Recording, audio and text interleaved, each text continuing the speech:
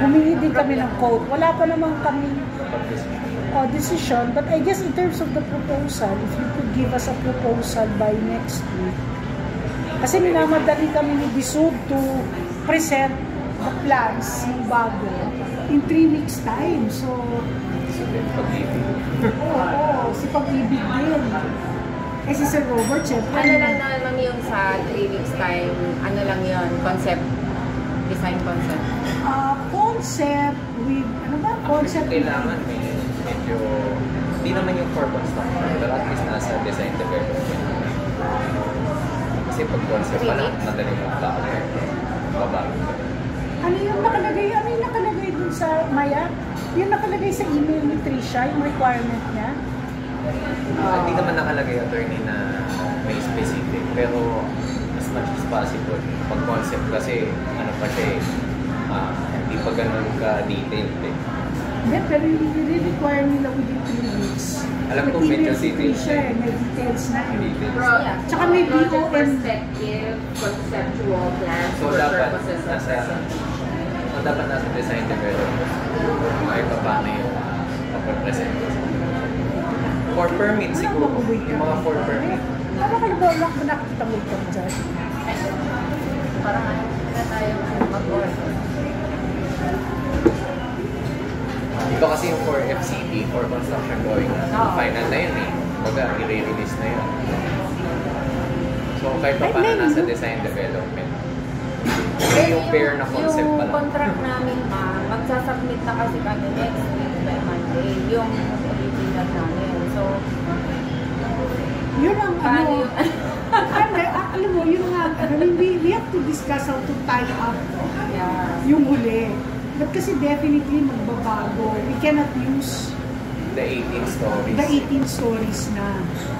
Yun nga ma'am. Pero yung ano namin kasi doon, kumbaga, tapos na rin kasi namin, nag-print na nga lang kami. So gusto ko rin i-discuss kung ano yung payment namin doon. Kasi syempre kung ano yung magiging billing mo, we will present it to Sir Robert and discuss that. Kung paano babayaran. At least lang maliwanag para at least. Pero naiintindihan naman namin na kasi medyo advanced stage na yun eh. Kaya lang sinasabi ni si Robert, ang goal ng Bisud is deliver by 2027 more units, lower the building. Nagusto ni Bisud, actually, sinabi namin kay Bisud na bababaan namin, gusto nila na babaan nyo, basta makadalawang building kayo by 2027, masaya sila. So, meron ka bang floor plan dyan, architect, yung dati natin? Para at least, pa-open mo, para at least lang. Kasi kung yung sa 3 weeks, at least kung minimal lang, kung magtanggal lang tayo ng isang aircon, same lang yung layout ng bathroom, at saka yung kitchen. Lesser na yung ano natin. Ay, doon pa. Ito.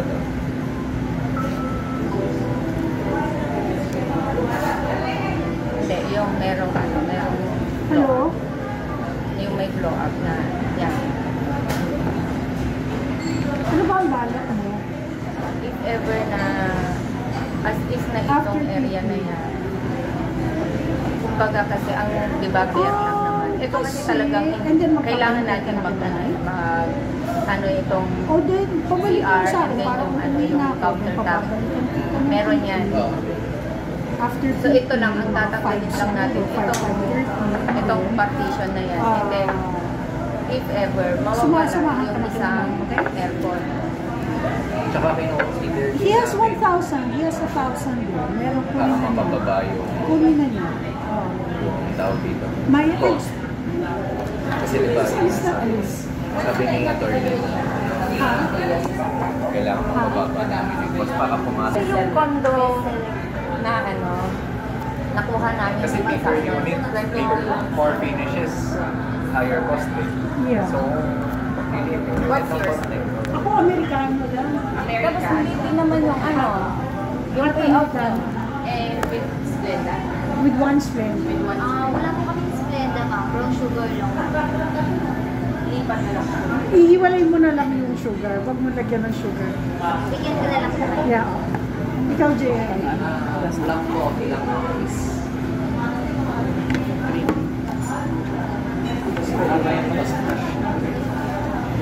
Bigyan ko na lang kayo ng beer. Okay.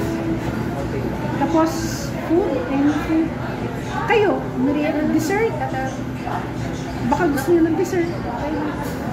Kasi kanina pa kami po. Okay na ko. Order ko lang po. Kay ma'am, 1 tiramisu ice, upsize po. Kay ma'am po lang, 3 espresso. And kay sir, 1 lang, ice naman siya. Tapos hindi po kayo ng beer. Thank you. 27, that's 5. But understand na, kasi ang target namin, ibaba sana yung cost per unit. From today kasi, 24,000 per square.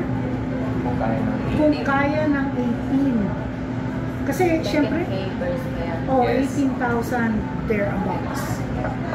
Para yung selling price din namin natin, bumaba ng 1.5. O, 5. Kasi kung bababa to 1.5 or 1.6, at least abot na siya ng those earning 15.5. Oh, so yun. Yun eh, Yung kasi purpose, no? yun ang purpose nung kaya namin binababa. Para at Kasi, least makakuha yung yung mga Like minimum 40. wage earner. pwede. Sige na. Submit lang kami ng proposal. Tapos, how soon can we have it? Kasi yun yung That's the other thing. Kasi pinipressure kami ng Pag-ibig para ilabas na nila yung amended development permit to submit the new plans in 3 weeks time. Kasi i-amend daw nila yung development permit namin because of this. Kahit saka na ihabol yung amendment to the building permit dahil sa LGU yun eh. Pero ito kasi yung amendment to the DP. pinakamahirap mong gagawin din. Oh, Tsaka yung land development. yung lander ba, ma'am, sasama din natin sa ano yun? Yes. Kasi diba, 4.5 na lang. At 4.5 hectares na lang. Hindi na yung 7.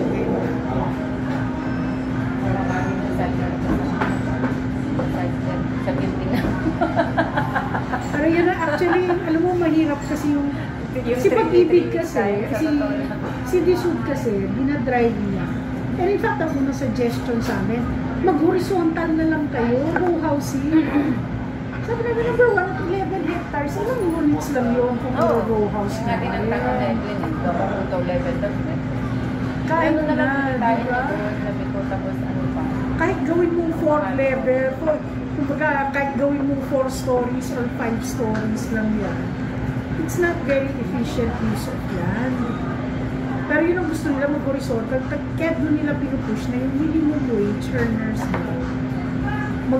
doon na punta sa horizontal development. Kaya sabi namin, we only have 11 hectares at the end of the day. So, yun ang ano namin, gamitin yung 4.5, leave 6.5. Basta yung ano, send mo sa amin yung requirements at least ano, kung meron pinigay sa inyo ng yung sa ano kasi for permit. Ano ba meron sa for permit? Actually, it's up to us. Ang major consideration lang siya is yung number of units, yung number of floors.